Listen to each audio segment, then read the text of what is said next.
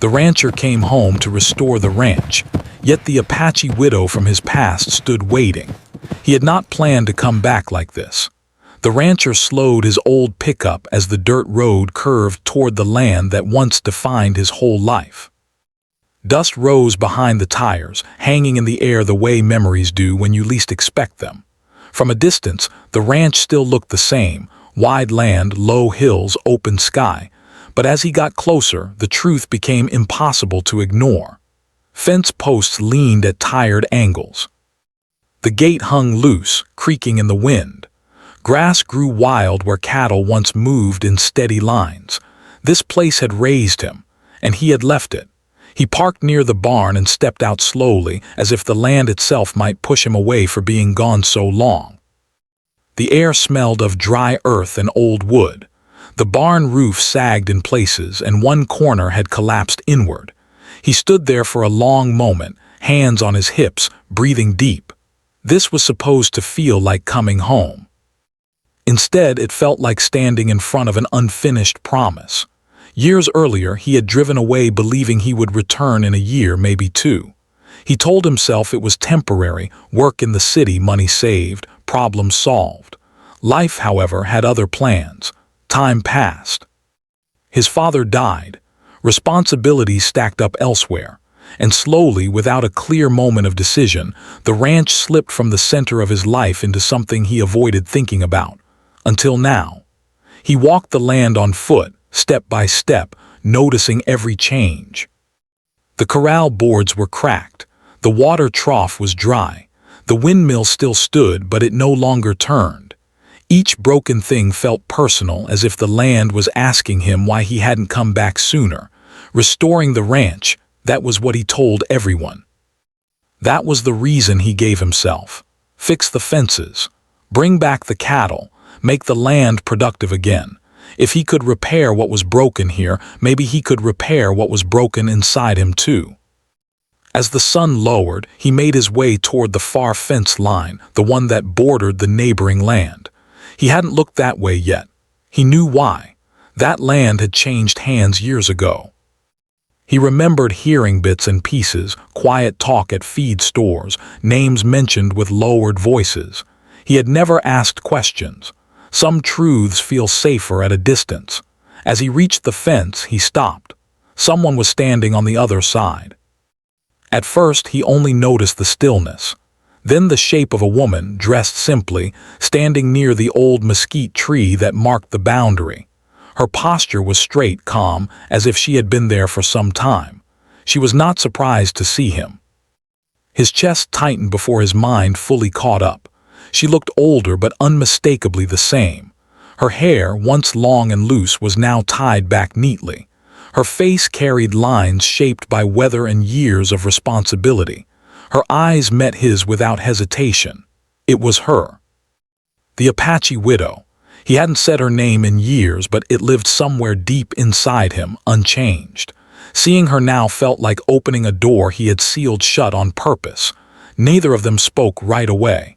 The wind moved through the grass. A bird took flight nearby.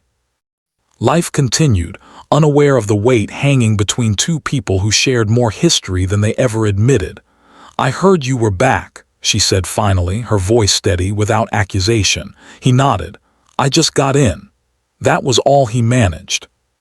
Words felt clumsy, too small for the moment. She looked past him toward the ranch, taking in the broken fences and quiet barns. Her eyes softened, not with pity but understanding. She had lived through her own kind of loss on this land. "You've got work ahead of you," she said. "I know," he replied. There was a time when they had spoken easily, when silence between them felt comfortable, not heavy. Back then, they worked the land side by side, fixing fences, sharing water during long days, watching storms roll in from the hills. There was respect, quiet and unspoken, something deeper always just beneath the surface. Then life shifted. Her husband had been a good man, strong, fair. His passing changed everything. The community showed up at first, then slowly returned to their own lives. She stayed. She endured. She learned to carry both grief and responsibility without asking for help. The rancher had wanted to help. Or maybe he wanted to escape his own fears. When the opportunity came to leave, he took it, telling himself she would be fine, telling himself many things. Now she stood before him, proof that time does not erase what was left unresolved. "I didn't expect to see you today," he said. She gave a small nod. "This land has a way of bringing people back when they're ready." That sentence stayed with him. They talked only a little longer.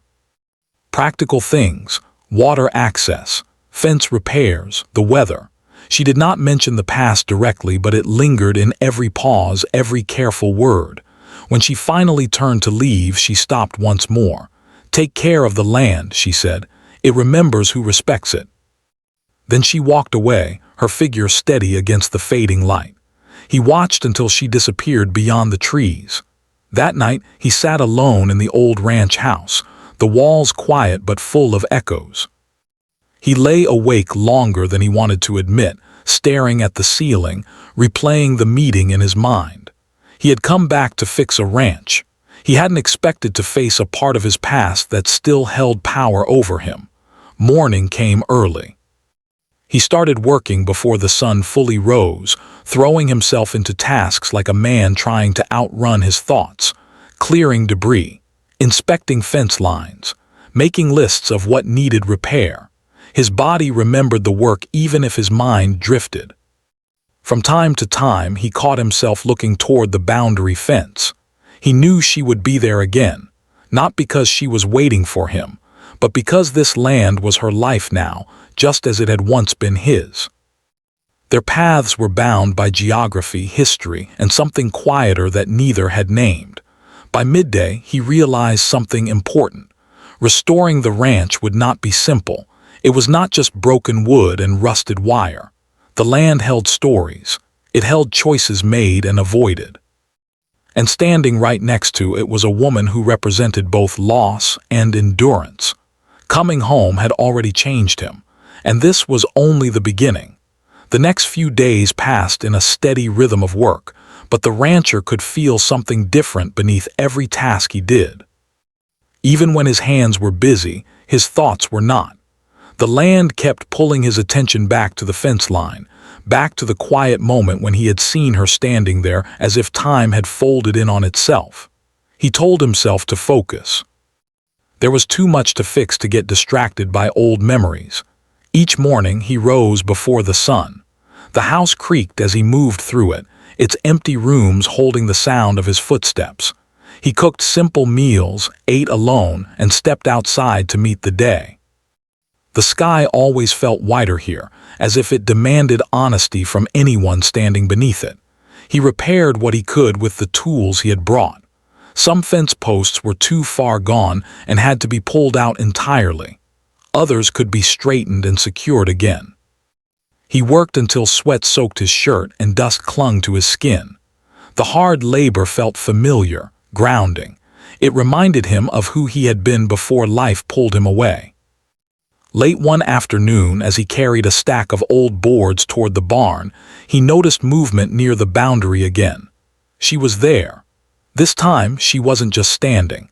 She was working, checking the fence on her side, her movements careful and practiced. She didn't look toward him at first. He hesitated, unsure whether to speak or keep his distance. In the end, he walked closer.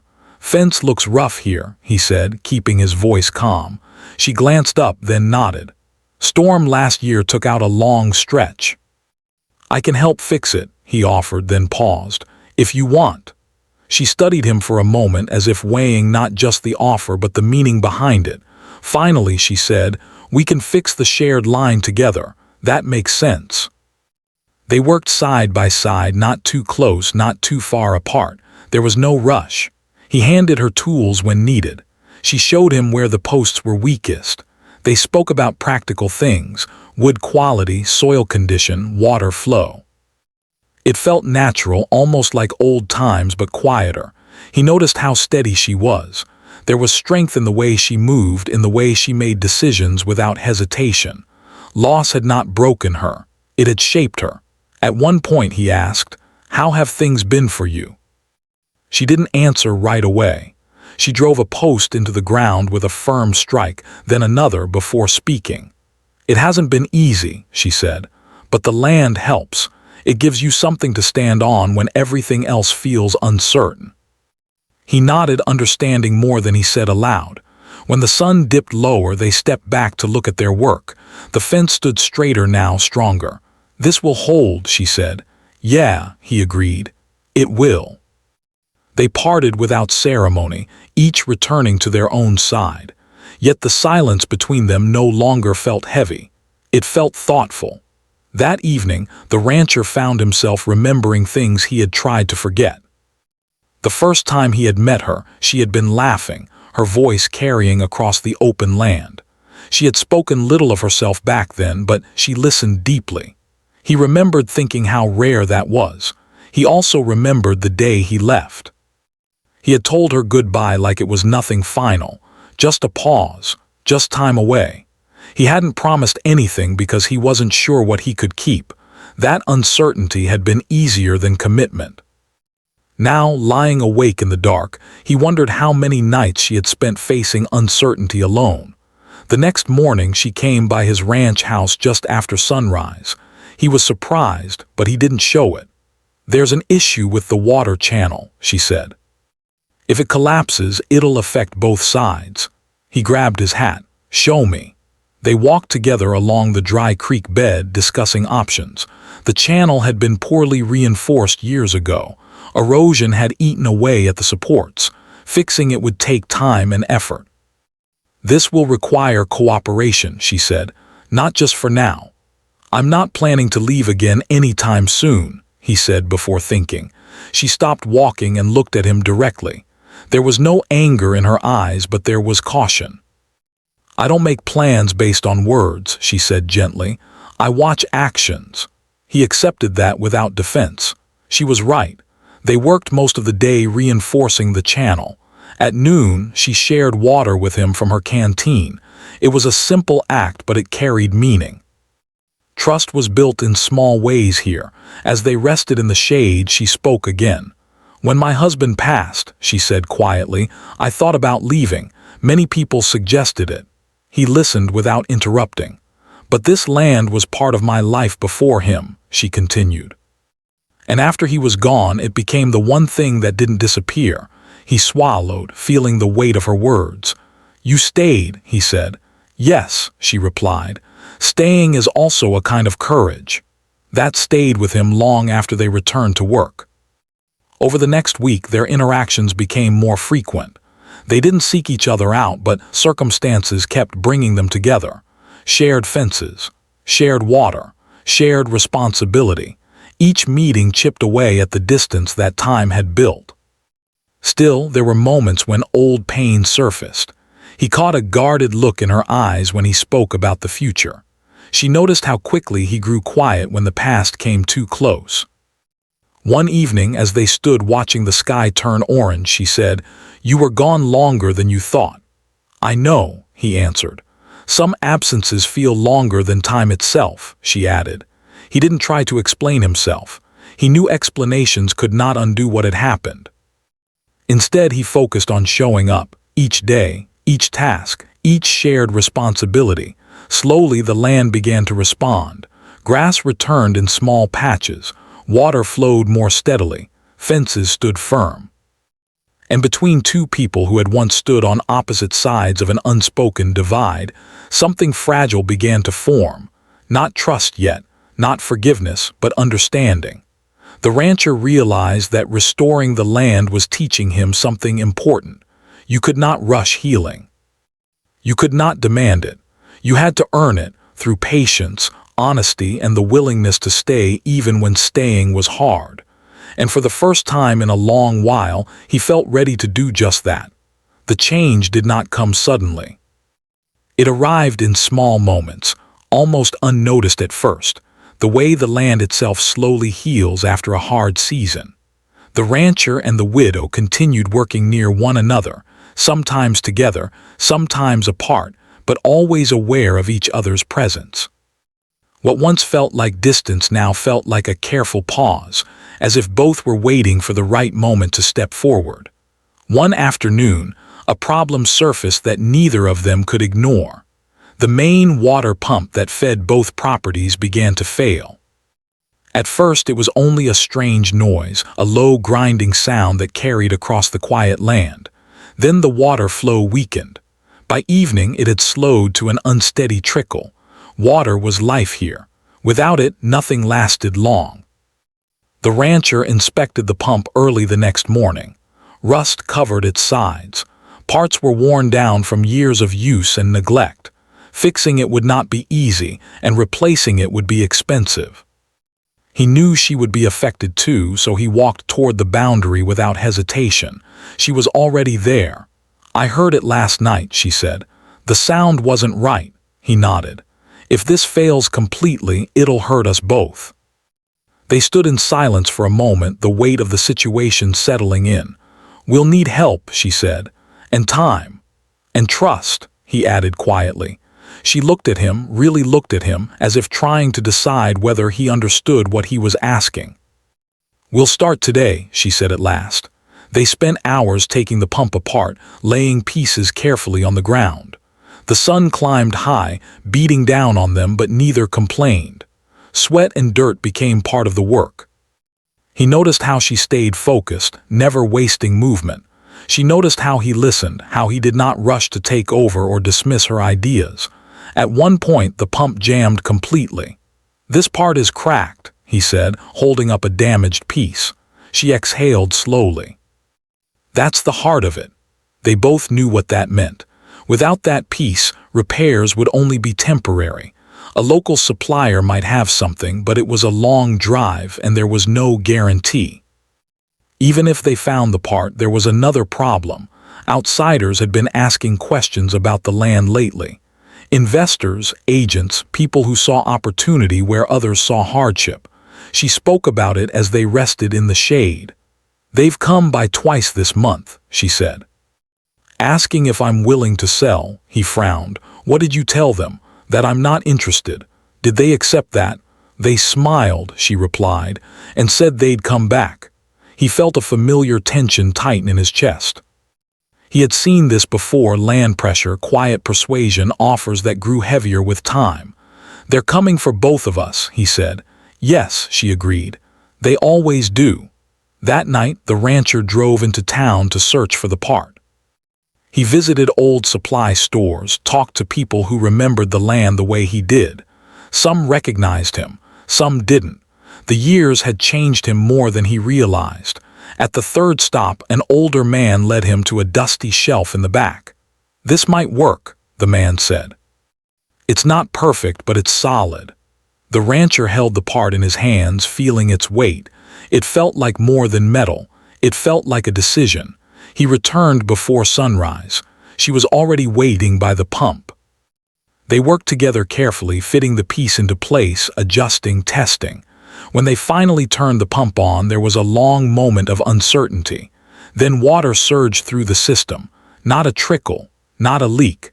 A steady, reliable flow. They stood there listening to the sound of it, both of them breathing easier. "That should hold," he said. She nodded. "You stayed." The words were simple, but they carried weight. Later that day, the outsiders returned. 2 vehicles pulled up near the road. Well-dressed men stepped out, looking around with practiced interest. The rancher noticed how they assessed everything: the fences, the water system, the land itself, as if it were already theirs. They approached with polite smiles. "We've been speaking with your neighbor," one of them said to the rancher. "We'd like to discuss future possibilities." The widow stepped forward before he could respond. "There's nothing to discuss," she said calmly. "We're not selling." The men exchanged glances.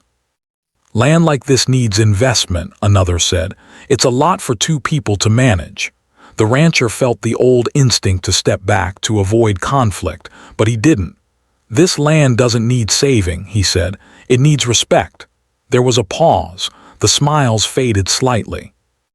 "We'll be in touch," one of them said, already turning away. When they left, silence settled again. "That won't be the end of it," she said. "No," he agreed, "but we're not facing it alone." She studied him, measuring his words against his actions. For the first time, she allowed herself a small smile. That evening they sat near the boundary as the sun set, not working, just watching the sky change color. There was comfort in the quiet now, not tension. "You've changed," she said. "So have you," he replied. She considered that. "Change isn't always loss," he nodded. "Sometimes it's what keeps things alive." The rancher realized then that the turning point was not the water pump or the land pressure. It was the choice to stand firm together without rushing, without running. The land had tested them, and for the first time they had answered the test the same way. The pressure did not disappear after that day. If anything, it became quieter and heavier, like a storm building far away but never fully leaving the horizon. The rancher could feel it in small ways, in phone calls that ended too quickly, in strangers slowing their cars near the road, in questions asked twice as if the first answer had not been enough. The widow felt it too. They did not speak about it every day, but it was always there, shaping their choices. They worked with more care now, checking locks, strengthening weak points, making plans instead of hoping things would work out on their own. The land demanded attention, and they gave it. One afternoon, the rancher found an old box in the barn while clearing out debris. Inside were papers, yellowed and folded, tied together with a piece of string. He recognized his father's handwriting on the envelopes. Records, agreements, notes about water rights and shared access that had never been fully documented. He took the box to the house and spent the evening reading by a single lamp. Some papers were outdated, others incomplete. But together they told a story of cooperation, of neighbors who once trusted each other enough to rely on a handshake. The next morning he carried the box to the fence line. She was repairing a gate when he arrived. "I found something," he said, setting the box down carefully. She wiped her hands and looked inside. Her expression changed as she read. "My husband talked about this," she said quietly. "He said there were agreements that never made it into official records." "They should have," the rancher replied. "It would protect both of us." She nodded slowly. "Then we should finish what they started." That decision led them into town together. They visited the local office, spoke with officials, asked questions, and requested guidance. It wasn't easy. The process required patience, proof, and paperwork. Some people were helpful, others were distant. A few seemed uncomfortable seeing them stand side by side. At one point, a clerk glanced between them and said, "This might take time." "We have time," the widow replied calmly. The rancher felt a quiet sense of pride hearing that. As days turned into weeks, the emotional weight of the past began to surface more clearly. It showed up in moments of honesty neither could avoid. One evening, after a long day of work, they sat outside as the stars appeared one by one. The land was quiet, but their thoughts were not. "There's something I never said," the rancher began, staring at the ground, "about why I left." She did not interrupt. She waited. "I was afraid," he admitted. "Not of the work, not of the land. I was afraid of failing people who trusted me." She listened, her face calm but attentive. "When your husband passed," he continued, "I didn't know how to help without making things worse. I convinced myself distance was better." She breathed in slowly. "Distance protects the one who leaves," she said, "not the one who stays."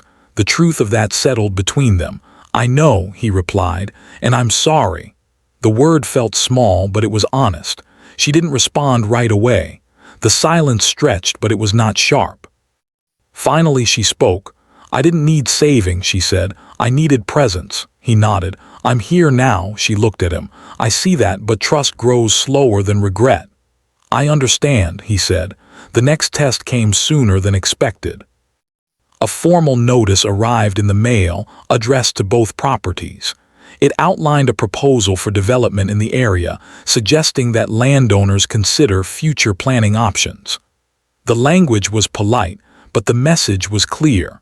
Pressure was becoming policy. They read the notice together at the kitchen table. The widow placed it down carefully. "They're organized," she said. "This won't be the last letter." "No," he agreed, "but we're more organized too." They contacted a local advisor recommended by a neighbor who respected the land. The meeting was long and detailed. Maps were spread out. Rights were explained. Risks were named honestly. When it was over, the advisor leaned back and said, "You have something valuable here. Not just land, history, cooperation, that matters." The rancher glanced at the widow. She met his look and nodded once. That night, the rancher slept more deeply than he had since returning. He woke before dawn to the sound of wind moving through the grass, steady and calm. In the days that followed, something shifted inside him. He stopped thinking in terms of fixing the past and began thinking about building forward. He planned repairs not just for now, but for seasons ahead. He listened more. He spoke less, but with intention. The widow noticed. "You're different," she said one morning as they worked near the creek. "So are you," he replied. She smiled faintly. "I've always been this way, you're just finally seeing it." They shared a quiet laugh. The land responded in its own way. The repaired channel held strong through a heavy rain. New grass took root where the soil had been bare. The fences stood firm. Small signs of progress appeared everywhere. But the most important change was not visible. It lived in the way they trusted each other with decisions. In the way they stood together when questions were asked. In the way silence no longer felt like distance. One evening, as the sun dipped low, she said, "I don't want to repeat the past." "Neither do I," he answered. "Then we move forward carefully," she said, "with honesty." He nodded, and with respect. That night, the rancher realized something important. Restoration was not about erasing mistakes. It was about facing them without turning away. It was about choosing to stay present even when the work was hard and the outcome uncertain. The land had taught them that, and now so had each other. The hardest truths had been spoken. The deepest wounds had been acknowledged. What remained was not certainty, but commitment. And that, he knew, was enough to keep going. The land felt different as the weeks passed. Not louder, not grander, but steadier. The kind of steadiness that comes when something fragile has survived long enough to believe it might last. The rancher noticed it first in the mornings. The air felt clearer. The quiet no longer pressed on him. It welcomed him. He no longer woke up feeling like a guest in his own home. Each day began with purpose. He and the widow did not plan everything together, but their paths crossed naturally. Sometimes it was over shared water checks.